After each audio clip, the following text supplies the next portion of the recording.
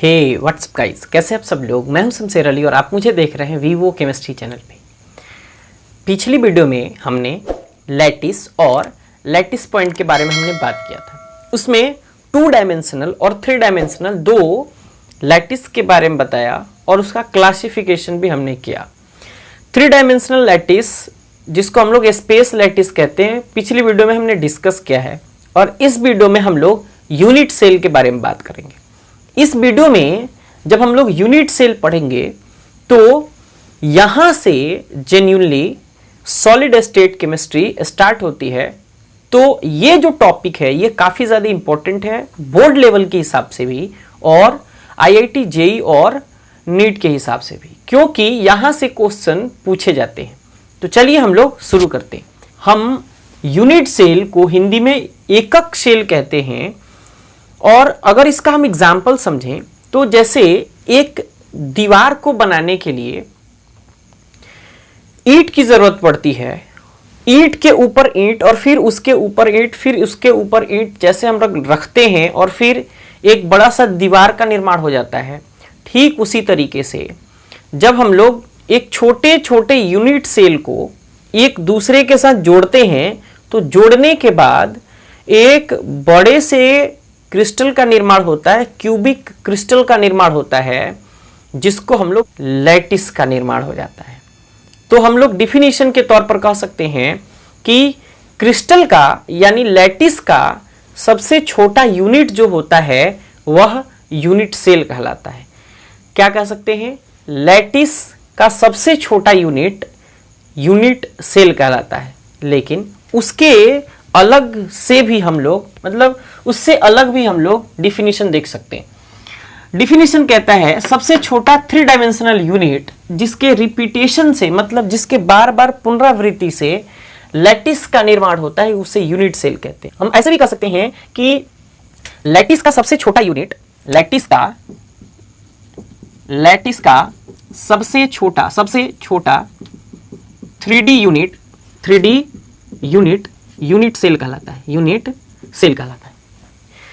अब देखिए, हमने कुछ लैटिस पॉइंट पहले यहां बना के रखे हैं।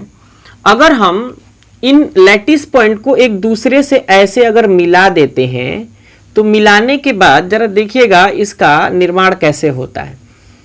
अब हम क्या करते हैं, इस पॉइंट को इससे, इस पॉइंट को इससे, फिर इसको इससे और फिर इसको इससे।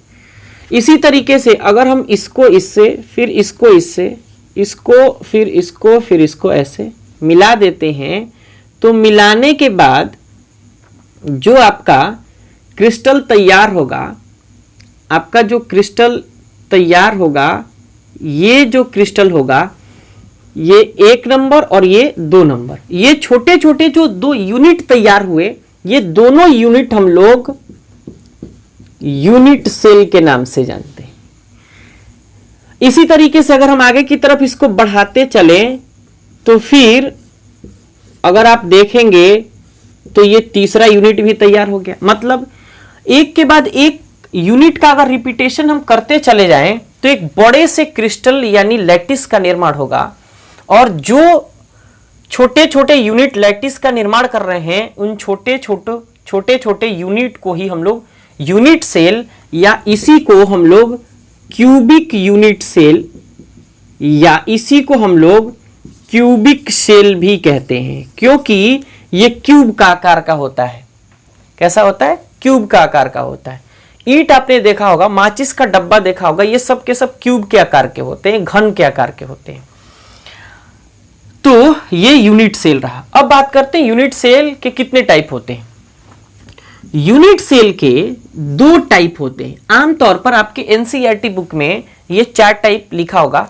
हम आपको बताते हैं 4 टाइप का कैटेगराइज करके ही बताएंगे, लेकिन हम 5 टाइप बताएंगे। थोड़ा सा एक्स्ट्रा 1 यूनिट बताएंगे आपको, लेकिन एनसीईआरटी के अकॉर्डिंग आप 4 ही अगर लिखें तो भी बात सही होगी, है ना। अब देखिए, यूनिट सेल जो होते हैं ये 2 टाइप के होते हैं। एक को हम लोग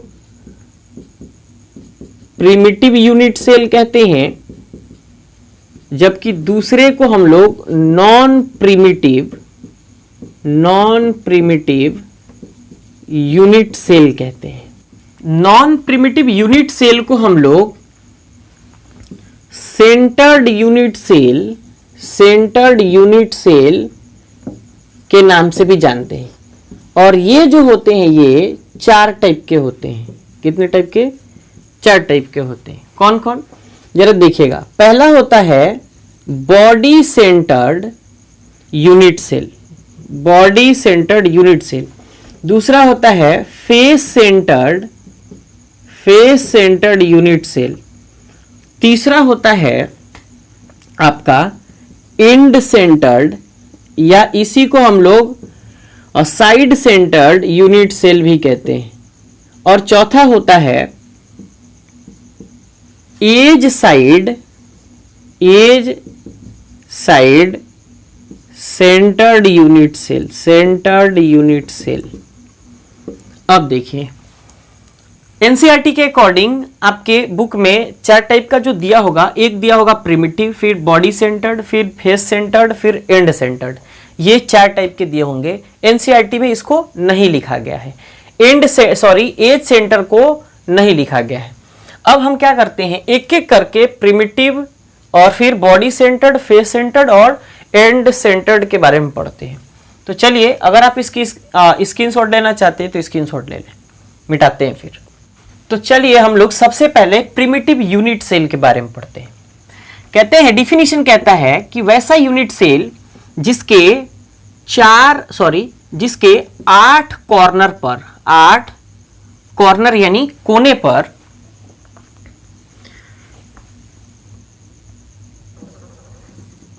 लैटिस पॉइंट या एटम मौजूद होते हैं, उसे हम लोग क्या कहते हैं?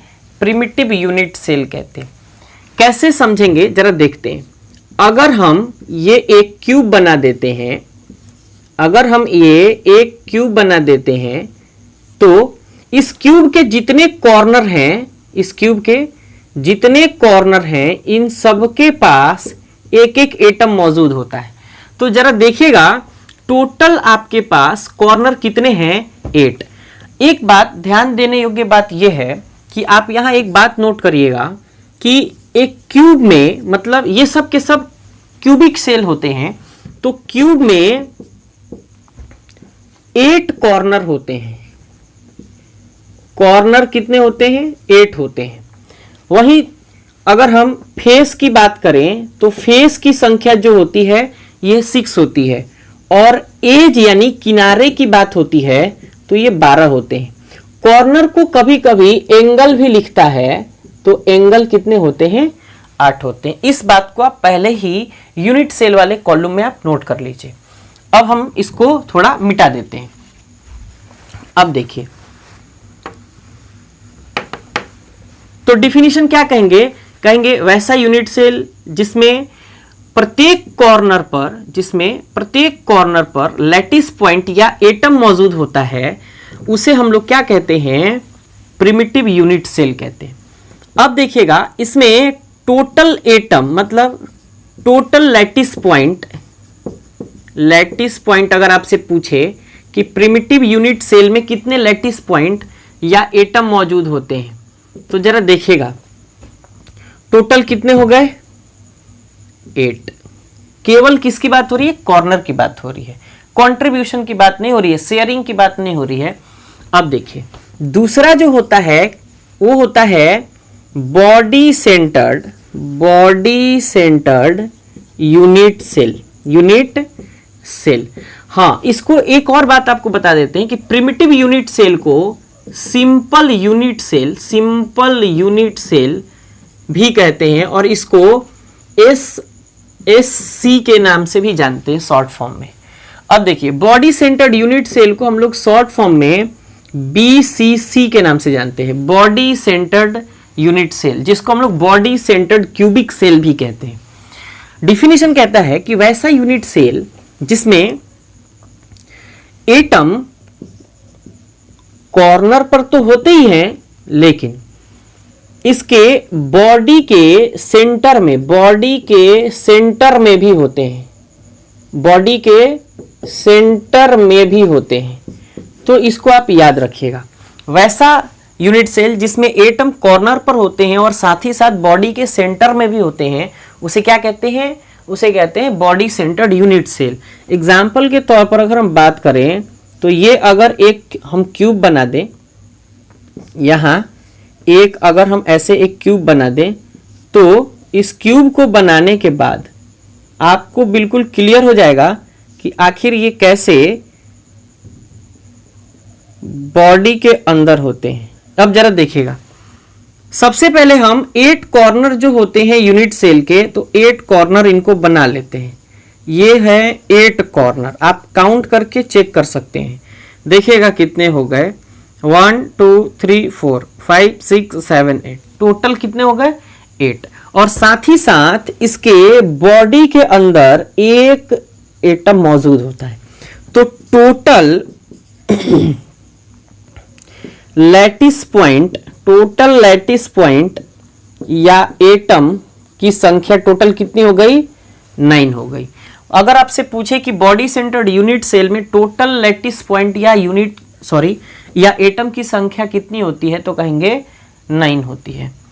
अब हम लोग तीसरे की बात करते हैं। तीसरा है आपका फेस सेंटर्ड यूनिट सेल। अब देखिए, कहते हैं कि वैसा यूनिट सेल जिसमें एटम कॉर्नर पर तो होते ही हैं, लेकिन उसके साथ साथ 6 फेस पर, मतलब एक क्यूब के जितने फेस होते हैं वो सभी के सभी फेस पर भी एटम मौजूद होते हैं, उसे हम लोग क्या कहते हैं? 6 फेस पर भी, तो उसे हम लोग क्या कहते हैं? उसे हम लोग फेस सेंटर्ड यूनिट सेल कहते हैं।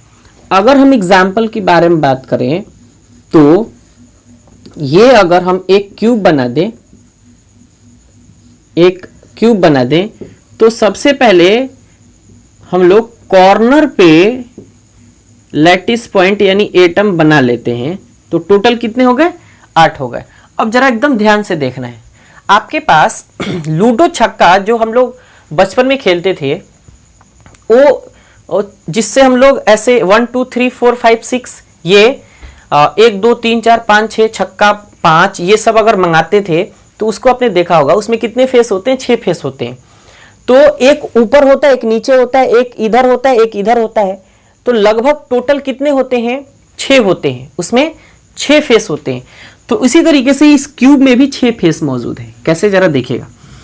अगर हम उसको ऐसे माने तो एक ऊपर, दूसरा नीचे, इधर की तरफ चले, या अपना रूम ही समझ लीजिए आप। रूम में एक छत, एक जमीन, तो हमने छत पर एक लैटिस पॉइंट एक एटम दे दिया, फिर एक जमीन पर दे दिया, फिर अब एक इधर और एक इधर, तो एक इधर और एक इधर, तो 4 फेस हो गए। अब करना क्या है कि एक अपनी तरफ, मतलब एक अपनी तरफ, और एक बोर्ड की तरफ, मतलब एक इधर आपके तरफ और एक बोर्ड के तरफ जो दीवार है उसकी तरफ। तो बोर्ड की तरफ जो दीवार है उसकी तरफ, और ये जो होगी ये मेरी तरफ, तो ये यानी आपकी तरफ वाला ये पॉइंट रहा। तो टोटल कंट्रीब्यूशन कितना रहा, मतलब टोटल एटम कितने रहे? तो जरा चेक करिएगा, 8 तो कॉर्नर पे हैं और उसके बाद 6 फेस पर मौजूद हैं। इसको हम लोग क्या कहते हैं? फेस कहते हैं। एक क्यूब में 6 फेस होते हैं। जितने आप किसी क्यूब को देखेंगे तो जिस एंगल से आप देखेंगे वो सब के सब फेस ही होते हैं। तो अगर पूछे कि total atom face centred unit cell में कितने हैं, तो कहिएगा कितने? 8 तो कॉर्नर पे और 6 फेस पे, तो कितने हो गए? 8 + 6 = कितना? 14। मतलब एफसीसी में टोटल एटम की संख्या कितनी होती है? 14 होती है। अब हम बात करते हैं चौथे की, जिसको हम लोग क्या कहते हैं? End centred unit cell. इसी को हम लोग साइड सेंटर्ड यूनिट सेल के नाम से भी जानते हैं। अब देखिए, कहता है कि वैसा यूनिट सेल जिसमें कॉर्नर पे एटम तो होते ही हैं, उसके साथ साथ दो अपोजिट, मतलब टू, हिंदी में लिख देते हैं, दो अपोजिट साइड में एटम मौजूद होते हैं। बात समझ आई? अगर हम एक यहां क्यूब का निर्माण करें तो इस क्यूब के निर्माण करने के बाद आपको बिल्कुल क्लियर हो जाएगा कि आखिर कैसे एक एंड सेंटर्ड जो होते हैं, कैसे दो अपोजिट फेसेस पे एटम मौजूद होते हैं। अब जरा देखिएगा, सबसे पहले हमने 8 एटम कॉर्नर पे बना दिए। अब किसी भी दो अपोजिट साइड में, दो अपोजिट फेस पर क्या करना है, आपको एटम देना है। तो अगर ऊपर और नीचे दे दें तो ऊपर एक नीचे एक, ये हमारी कितनी बात हो रही थी, 2, तो हमने 2 दे दिया। इसी तरीके से अगर आप चाहते हैं कि नहीं हम दूसरे तरीके से इसको बनाना चाहते हैं तो आप ऐसे भी इसको बना सकते हैं। कैसे, जरा देखिएगा। इसको अगर हम लोग ऐसे बनाएं तो हमने एक में तो ऊपर और नीचे दिया है, आप चाहते हैं कि इधर और फिर एक इधर एटम रखें तो भी ये आपका जो स्ट्रक्चर है वो बिल्कुल सही है, बिल्कुल सही है। आप चाहते हैं कि इधर एक इधर, अगर आप चाहते हैं कि नहीं भाई एक आपकी तरफ एक मेरी तरफ, तो आप ऐसा स्ट्रक्चर बनाएं तो ये भी बन सकता है। जरा देखिएगा कैसे। 8 कॉर्नर पे आप पहले एटम को रख लीजिए, 8 कंप्लीट हो गए। अब आप चाहते हैं कि एक अपनी तरफ, तो अपनी तरफ का फेस क्या होगा, यही होगा, और एक बोर्ड की तरफ तो यही होगा। तो ये 2 अपोजिट फेस हो गए। तो ये 3 स्ट्रक्चर आप ऐसे बना सकते हैं। पांचवा जो हम आपको बता रहे थे, जिसको हम लोग एज साइड या एज सेंटर्ड इसको कहते हैं, एज सेंटर्ड भी कहते हैं। तो कहता है कि वैसे यूनिट सेल जिसमें एटम्स कॉर्नर पे होते ही हैं लेकिन उसके साथ साथ 2 एज के बीच में भी होते हैं। तो कैसे, जरा देखिएगा। अगर हम इनको ऐसे एक क्यूब बना ले, एक ऐसे क्यूब बना ले, तो ये आपका क्यूब का निर्माण हो गया जिसमें हमने कॉर्नर पे एटम्स को दे दिया। 8 कॉर्नर पे 8 एटम हो गए। इसके साथ साथ सभी जो कॉर्नर हैं उनके बीच में भी एटम मौजूद है। तो जरा देखिएगा, जितने फेसेस हैं, जितने कॉर्नर हैं, सबके बीच, तो इसके बीच, फिर इसके बीच, फिर इसके बीच, फिर इसके बीच, फिर इसके बीच, इसके बीच, है ना, फिर इसके बीच, फिर इसके बीच, फिर इसके बीच, है ना। तो ये टोटल कितने हो गए, 8 कॉर्नर पे। देखिए 1 2 3 4 5 6 7 8 9 10 11 12 13 14 15 16 17, टोटल कितने हो गए, 17। अब देखिए छूटा कहाँ है, पहले देख लेते हैं। टोटल एटम जो होते हैं ये लगभग 20 होते हैं। कितने होते हैं, 20 होते हैं। यहाँ एक कंट्रीब्यूशन छूटा है हम लोगों से, यहाँ एक कंट्रीब्यूशन छूटा है, यहाँ एक कंट्रीब्यूशन, और फिर यहाँ एक कंट्रीब्यूशन छूटा है। टोटल कितने हो गए, 20 एटम हो गए। अगर हम इससे पूछे कि इसमें टोटल एटम कितने, मतलब एंड सेंटर्ड में टोटल एटम कितने, तो कहिएगा कि 8 फेस पर है, सॉरी 8 कॉर्नर पे है जबकि 2 फेस पे हैं, तो टोटल एटम कितने हो गए, 10 हो गए। अब हम इसके एग्जाम्पल के बारे में बात करते हैं। प्रिमिटिव यूनिट सेल का एक एग्जाम्पल है जिसको हम लोग कहते हैं पोलोनियम। पोलोनियम सबसे ज्यादा समस्थानिक रखने वाला ये धातु होता है जिसके 27 समस्थानिक होते हैं। इसके जो एटम डिस्ट्रीब्यूट होते हैं क्यूब के रूप में, ये बिल्कुल ऐसे 8 कॉर्नर पे 8 एटम होते हैं। अगर हम बॉडी सेंटर्ड की बात करें तो ये क्रोमियम, है ना, आयरन, ये ऐसे धातु होते हैं जो बॉडी सेंटर्ड यूनिट सेल के एग्जाम्पल हैं। इनमें एटम का कंट्रीब्यूशन बिल्कुल ऐसे ही होता है जिसमें 8 कॉर्नर और बीच में एक एटम होता है। बात करते फेस सेंटर्ड की, तो कॉपर, सिल्वर, गोल्ड, ये ऐसे एग्जाम्पल्स हैं जिनकी कंट्रीब्यूशन, एटम की कंट्रीब्यूशन बिल्कुल ऐसे होता है, फेस सेंटर्ड के जैसे। एंड सेंटर्ड और फिर एज सेंटर्ड, ये सब के सब आपके एग्जाम्पल्स हो गए। इस लेक्चर में हम लोग इतना ही रहने देते हैं क्योंकि वीडियो लंबा हो जाएगा, और अगले लेक्चर में हम लोग एटम का कंट्रीब्यूशन देखेंगे कि आखिर इस क्यूब में एटम का कंट्रीब्यूशन कितना है। तो आशा करते हैं वीडियो आपको अच्छा लगा होगा। अगर वीडियो अच्छा लगा होगा तो वीडियो को लाइक करिए, अपने दोस्तों के साथ ज़्यादा से ज़्यादा शेयर करिए, ताकि लॉकडाउन के कंडीशन में उनका भी सिलेबस टाइम से कंप्लीट हो सके। मिलते हैं अब calculation of number of atoms in unit cell वाले टॉपिक में। तो चलिए आज के लिए बस इतना ही। Thanks for